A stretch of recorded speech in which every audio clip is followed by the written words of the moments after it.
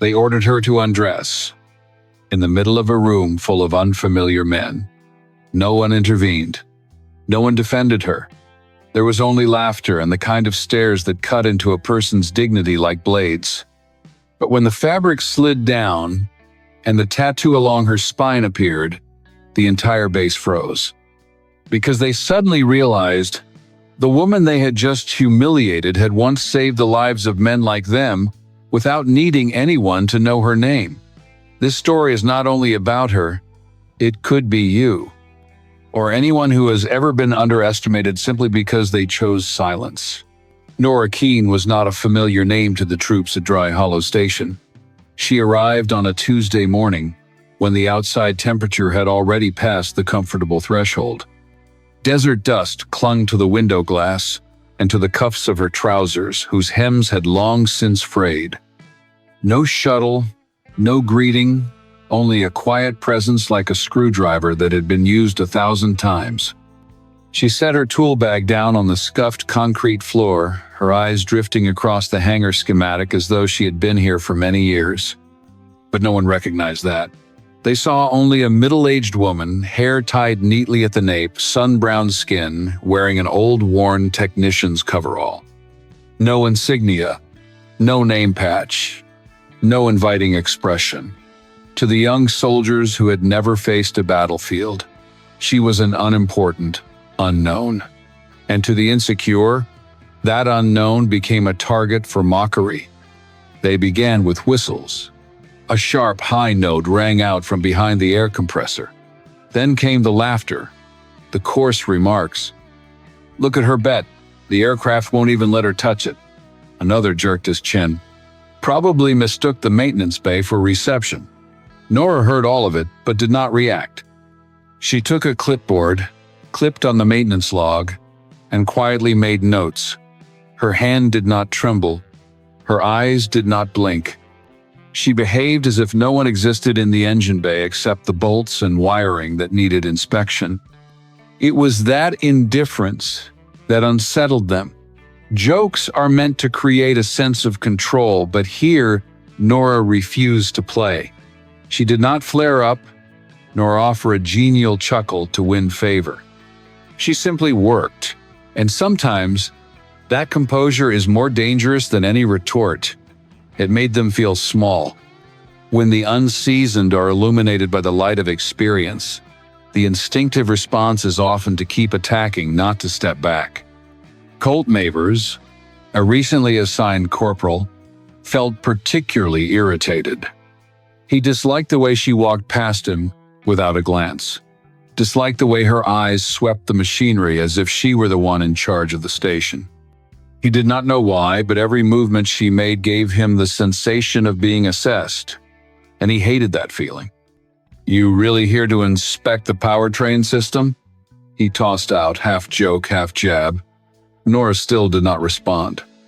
She was observing the hydraulic line running the length of the fuselage as if his voice were merely background noise. A few young technicians snickered. One flicked a glance at his friend, lifting his brows as a signal. Those looks, those gestures, were nothing new to Nora. She had seen them too many times before.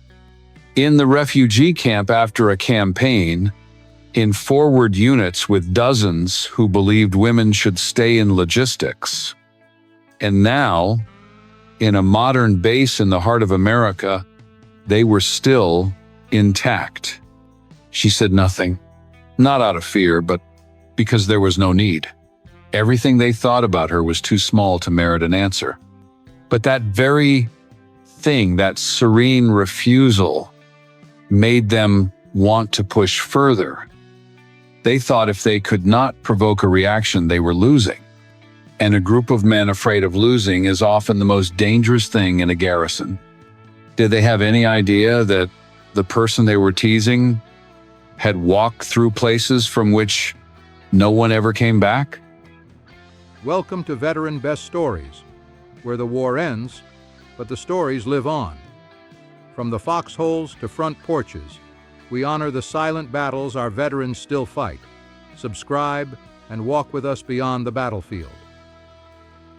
Colt Mavers stood with his arms folded across his chest, his gaze flicking toward Nora as if examining a machine component he did not trust. He was still too young to understand that authority does not come from a loud voice or a gleaming insignia. But that day, in the maintenance bay thick with oily dust and metallic noise, he wanted to taste the feeling of control. The way Nora stayed silent made him impatient. People who do not react can sometimes make others feel more embarrassed than outright insult would, and he was not accustomed to being ignored. He did not accept inattention as a harmless omission. To him, it was provocation.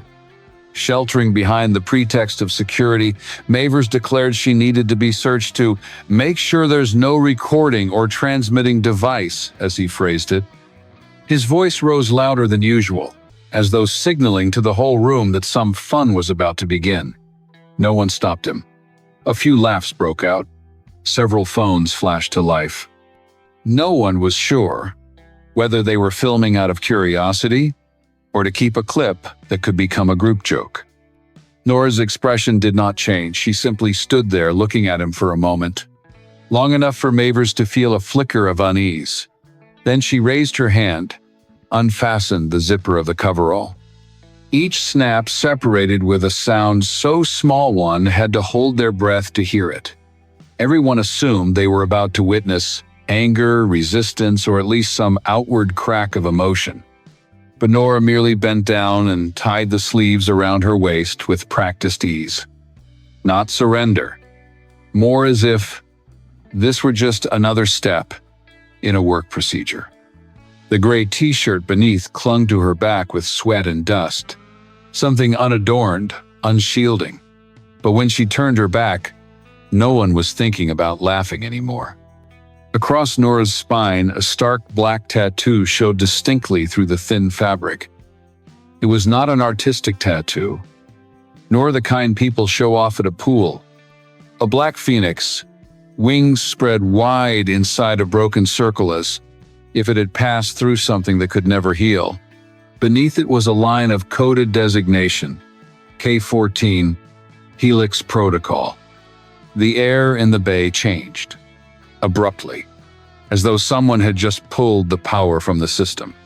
The machine noise still ran, but every eye left the panels, left one another, and fixed on that back. Mavers swallowed dryly. His hand still folded across his chest, suddenly felt unnatural. The others also sensed something had just fissured in the room. Morrison lowered his phone. No one told him to. Chen, who had been mocking a moment earlier, looked away.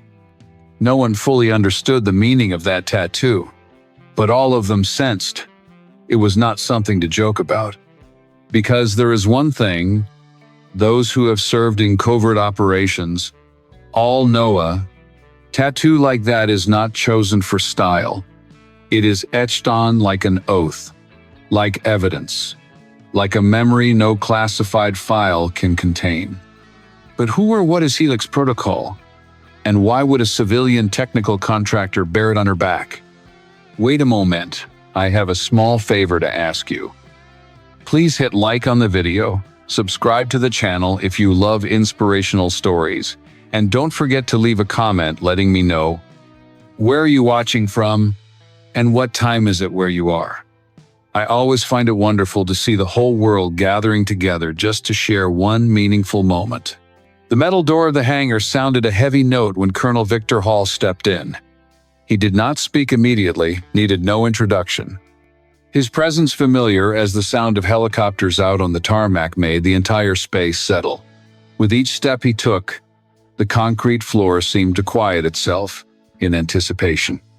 Hall had not come out of suspicion. He came as he did every day to check progress, review reports. But in a single instant, his eyes touched the tattoo on Nora's back and time splintered. His eyes narrowed. The muscles in his face tightened, not from surprise, but because memory surged in too fast, too deep. The phoenix head and the broken circle. The designation K-14.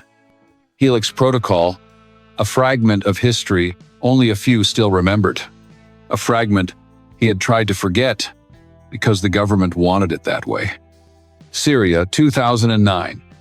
The charred ruin of a research hub exposed amidst rubble, encircled by irregular armed groups. A special team deployed unofficially. No insignia, no records. Called by unit code and living under orders that could never be written down. Hall had once been a liaison officer in the buffer zone, the one who saw the Helix brief before it was encrypted forever. A failed operation, yet one that opened a technological turning point for battlefield survival and medical support systems, thanks to which hundreds of soldiers later saved would never know. Nora had once been part of that pilot team. Those who survived environments with no oxygen, no resupply, left only with instinct and half-experimental technology. Those who did not return with titles, but only with scars and silence. And now, one of them stood in the middle of an American base, stripped, laughed at, as if she had never walked through hell to keep others alive. Hall stood still, not from helplessness, but because he knew any word he spoke now would become part of the memory of everyone present. And sometimes, stillness itself is a form of punishment. The cluster that had gathered before now thinned out, eyes averted, as though they had just desecrated a sacred rite. Nora still faced away, silent, like a portion of the wall. No need for justification, no need for rescue. She knew Hall had seen, and Hall knew he had just witnessed a moment that could not be undone. Every joke, every jeer of it, fell into the void between two worlds. On one side, those who had crossed the line between life and death. On the other, those who had never left the safety zone. Mavers, still standing nearby, began to feel the air thin. A cold sting rose from his nape, not from temperature, but from instinct. He had gone too far. Not merely insulting a person, but perhaps a living emblem. The entire intelligence apparatus had once concealed at all costs. He did not know what he had broken, but he knew one thing for certain. It could not be mended by an apology. Hall moved closer, no more than 3 steps. No one dared speak, yet everyone tracked his every motion. He stopped, and for a moment his gaze met Nora's as if they were the only two remaining from a memory no one else was permitted to enter. No confirmation needed, no query order. That tattoo was real. And if it was real, then everything else this woman had done, endured, sacrificed, was not to be treated lightly. Would those who had mocked her dare look back at themselves after, knowing whom they had just insulted? Hall did not need to bark orders. He merely inclined his head, eyes fixed on the cluster of young technicians, and as an unspoken reflex, they began to back out of the area. Footsteps that had been noisy now grew awkward, bumping into one another, snagging on cables. No one wanted to meet anyone else's gaze. No one dared look back at the woman still standing there with her bare back and the tattoo that throbbed like a cut into the pride of the entire room. Nora did not blink. When Hall gave a slight nod, signaling her to put her clothing back on, she did it as though completing a technical step. Pulling the zipper of the coverall up, tightening the straps, movements so practiced and calm they made others feel they were the ones needing to apologize. No words, no reproachful glance. She did not seek justification, she did not need an audience. That very fact made everyone feel smaller. When all had dispersed, with only the HVAC grinding out hot breath, Nora returned to work. She did not need guidance. She knew exactly where the second compressor sat, knew the west panel tended to stick in humid weather, and knew how to remove the cover without applying force. She began inspecting as if there had been no interruption, as if the few minutes prior had not been a public humiliation but merely part of the schedule. 3 hours later, her clipboard bore an added layer of detailed notations. 6 potential faults had been detected, not by diagnostic software but by hand and ear. A fuel conduit vibrating out of true that the system had not flagged. A pressure valve whose acoustic frequency was slightly off, a sign of mechanical wear. A grounding point loose enough to create interference during takeoff in dry weather. Nora did not need verbose notes. She struck clean lines, marking them with symbols only insiders would understand. Every movement reflected a familiarity impossible to fake. Those who happened to drift back into the bay to watch from a distance sat in silence. No one laughed. No one chatted.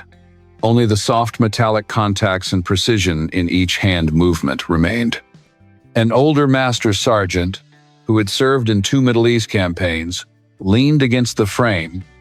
He watched Nora work, eyes narrowing when he saw her run her hand along a jet conduit exactly the way he had once done on a rainy night when the testing unit had failed.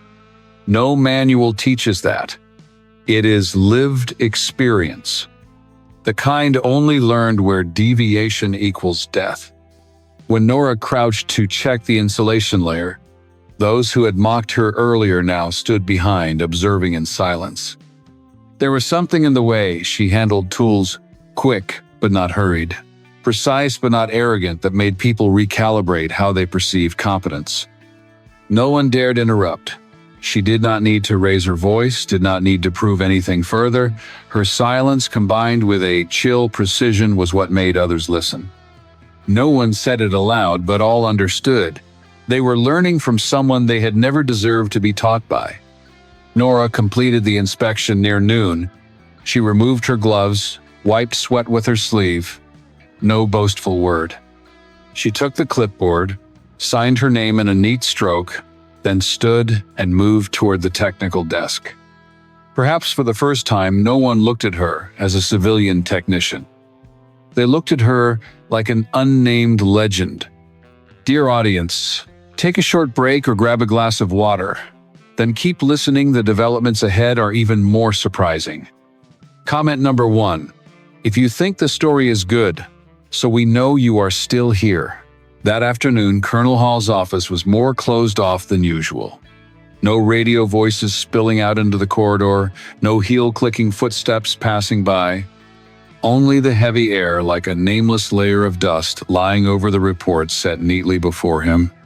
Colt Mavers stood upright, yet his spine seemed to shrink by the minute. The arrogance from the morning was gone from his eyes. Hall did not need to shout, nor lecture. He simply slid the disciplinary form forward. Mavers' name was clearly printed along with a detailed description of the conduct. Violation of the personal rights of special personnel under the guise of assumed security. A single sentence under the conclusion. Monitored in permanent record. The badge pinned to Colt's chest no longer shone with pride. It had become a weight, dragging down a back that had never learned how to bow. But that punishment was nothing compared to what was coming next. Because not even an hour later, Hall ordered the entire Dry Hollow base staff to assemble technicians, officers, maintenance soldiers, both those directly and indirectly involved. An unscheduled meeting in the main briefing hall. No one knew the reason in advance. When the room was packed, Hall stepped onto the dais with a thin set of papers in his hand, but he did not open them. He looked around, his gaze passing over each face, lingering longer on those who had been in the hangar that morning. He did not tell Nora's story, did not speak of the tattoo, did not mention Helix protocol. But every word he chose felt pulled from months and years lived amid battlefields. There are people who walk in here carrying no rank, no unit, no medals. They bring only a toolbox and a simple letter of assignment. But you will never know what they have done, whose lives they have saved, or what they survived, and because of that, you will respect them. The space seemed to congeal. Those who had laughed, whispered, lifted their phones now stared at the floor as if trying to reclaim the part of their humanity they had misplaced. No one was called out. No one was singled out. Yet no one failed to feel exposed.